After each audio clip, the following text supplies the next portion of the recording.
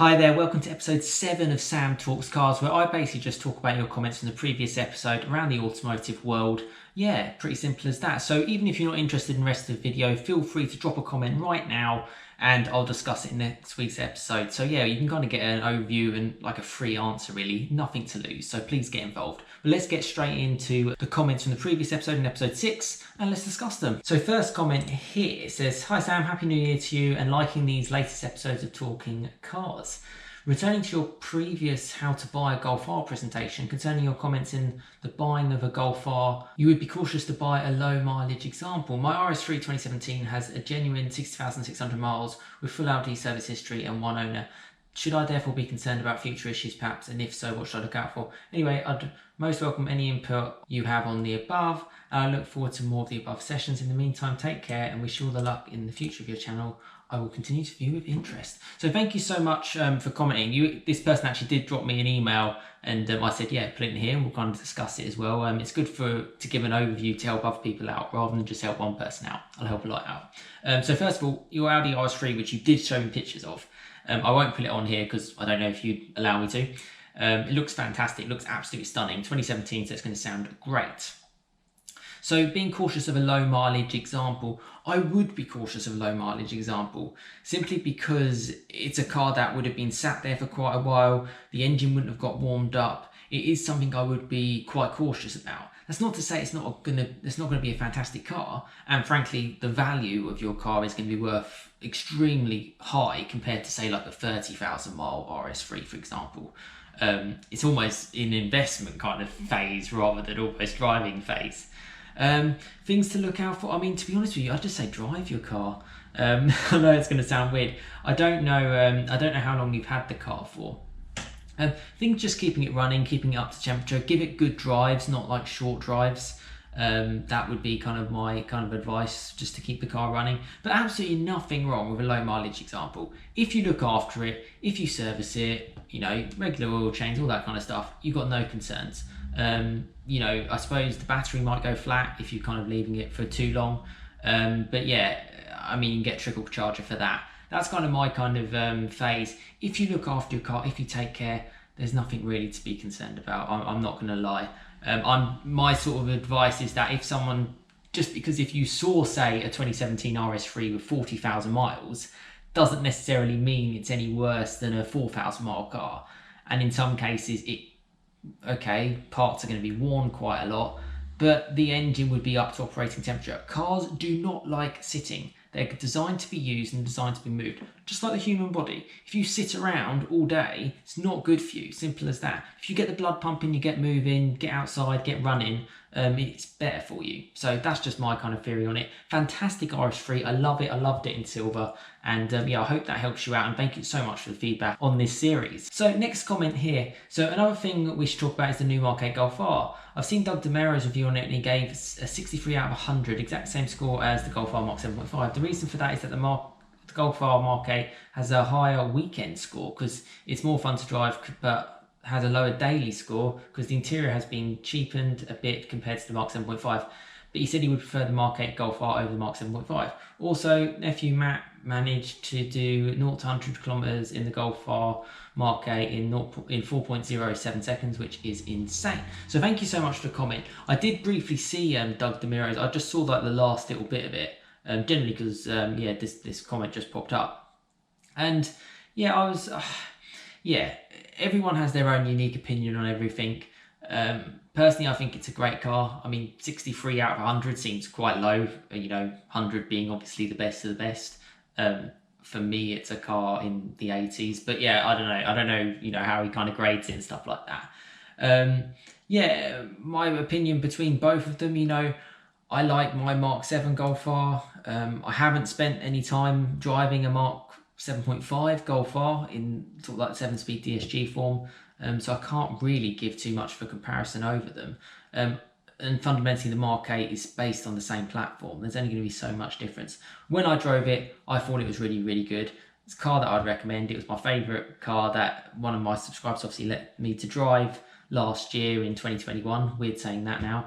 But yeah, and it's a great car. And you're right, just over 4 seconds is crazily insane. But I should stress there are a lot of cars coming out now. You look at even like the new BMW M240, which has come out, 3 litre, 6-cylinder. You know, that's going to do 0 to 60 in under 4 seconds. It's got 375 brake horsepower, X-drive, and it's more rear bias. So, and I think that's around sort of 45, 46 grand, but with a lot more kit on it than say a Mark 8 Golf R. So there's a lot of cars in the sector sort of pushing around it. 0 to 60 for 4 seconds now is just half of the course, which is crazy. It's just crazy fast. But yeah, interested to see his thoughts on it. And yeah, for sure, if anyone else is interested, check out Doug's review. But yeah, thank you so much for the comment. So next comment, I've just had the dreaded coolant leak on my Mark 7 Golf R. I hope the warranty covers it, as I've only done 22,000 miles since purchase. Has anyone else experienced this? So thank you so much for the comment. First of all, it depends how long you've owned the car for. Well, yeah, I suppose it's a Mark 7R. I've only done 2,000 miles. Okay, so if you're within warranty period, then yeah, just take it to them and they'll fix it. Simple as that. If you're outside warranty period, expect to pay a bill between £600 and £900 to get that sorted, basically replaced. Yes, everyone has kind of had that kind of issue. I kind of had a little bit of low coolant early on with my Golf R, and after topping it up, it's been fine ever since. So yeah, I think it just depends. It's sort of like a weak link, I guess, a well-known issue. But yeah, I think it's something to do with like the silicone bags are just not so great. One of those things, hopefully you can get it sorted under warranty. Some people have it constantly, like every 10,000 miles. Some people have had the car for 80,000 miles and never had to touch it. So it's just pot luck. Maybe it depends on how you drive it. I don't really know. I haven't had to replace mine or anything like that in the 36,500 miles I've done in my Golf R in 4.5 years. Yeah, hopefully your warranty just sorts it and fixes it, because that's the main thing. Because I'm guessing you probably don't want a bill of towards £1,000, seeing as you've had the car not too long. But yeah, hopefully that sorts it out. Let us know if that all gets sorted, and if you're happy to, let us know how much it costs to get sorted, or how much it would cost, because VW or whoever often have like an invoice of how much it would cost them in labour and parts, even if it's covered under warranty. So that would be very interested. And obviously anyone else in the comments, help this subscriber out for sure. Just giving them a little bit of advice would be great. But thank you so much for the comment. Next comment, so I know the F80, F82, M3, M4 6-speed manual transmission were sold in Britain, but the new G80, G82 aren't. But they sell a right-hand drive version in Cyprus, Malta and Australia, and it is likely to be cheaper than the competition if it comes to the UK. Thank you for the comment, and I don't know too much about those cars, to be honest with you. I'd recommend any BMW stuff. I'd check out Joe Achilles. If you're not familiar, just type in Joe Achilles BMW and you'd see his channel. Yeah, he knows his stuff on these kind of things. For me, I would like manual would be cool. I know it's available in Europe, and they've just got, I think it's a ZF 8-speed in those, which is a bit weird for obviously a full-on M car costing nearly 100 grand. Yeah, and it obviously means the price point's slightly higher, but it's just the way things are. You know, we've just got strict rules, and a lot of that means that manual transmissions aren't going to exist. You know, I wouldn't bet against it if 2022 is the last year where we can find any manual gearboxed cars, to be honest, unless you're getting a full-on sports car, and even that I think you'll struggle. Will the new M2 have a manual? I don't know. I reckon it'll probably just have DCT. I mean, yeah, it's going to be interesting. But yeah, thank you for the comment. Next comment, hi Sam, seen a stock VW Golf R 2019, sounded nice, and it had dark blue fair colour, and it had enough punch as it was next to me on the light. But yeah, what are your thoughts, Sam? Yeah, great. I love them. Mark 7.5s. I'd recommend getting them. Recommend them to anyone. Look after it, or do everything. It's your daily and fun at the same time. More than enough punch. They did a sort of gap between 2017 and late 2018 where they had 310 horsepower, 310 PS. They had to drop that due to emissions stuff, but it's still quick. You know, you're looking at 0-64.5. I mean, do you really need to go any quicker? I don't think so. I think it's a great car. So yeah, fully recommended, and thank you so much for the comment.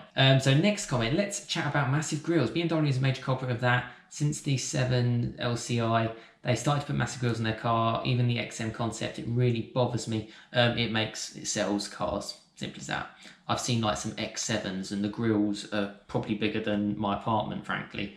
It's just where it is. It sells cars.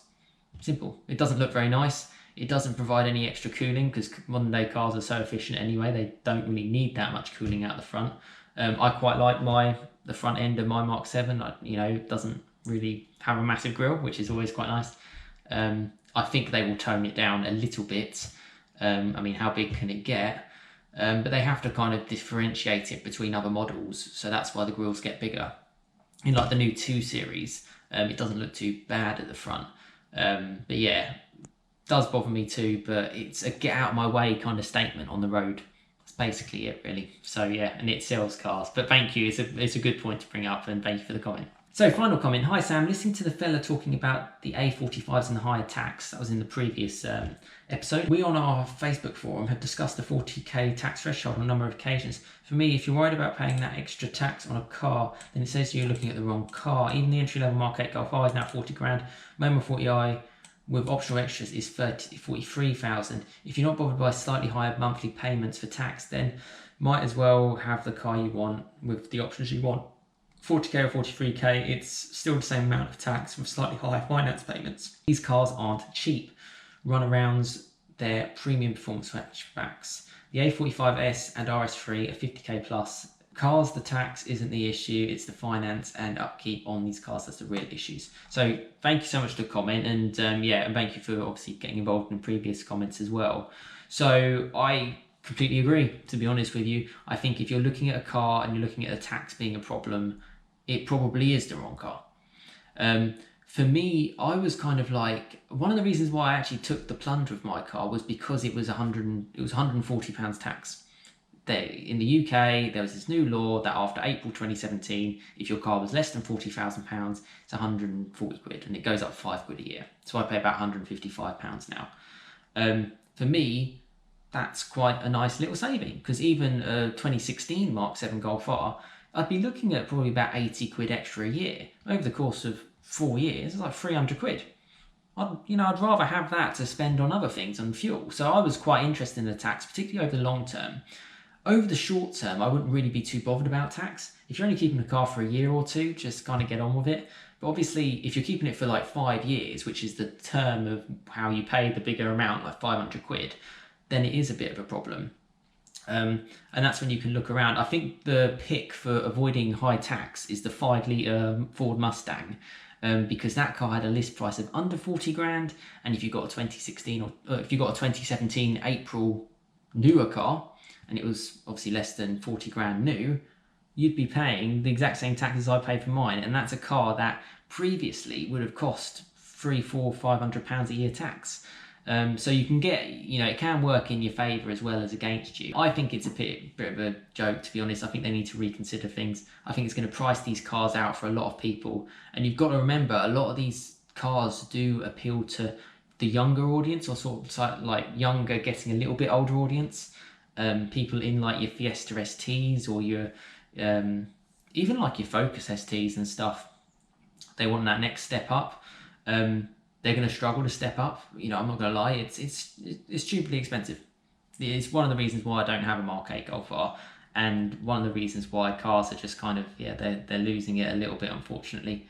But really, really good points. I don't think, as a person who's sort of sensible, trying to be sensible with money and being an enthusiast, looking at the tax is a wrong thing, and sort of saying, I want to save a bit of money here, save a bit of money there. But for sure, if it's like, if you look at it and you go, you know what, that's just pushing it a little bit too far for me, then you've got to look elsewhere in sort of the car market.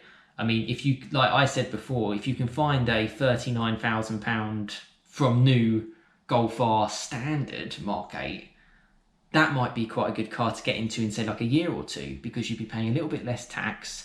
Okay, it's not like the end of the... Well, actually, it is actually on that, because it's like £400 a year less, which is pretty crazy when you think about it that way.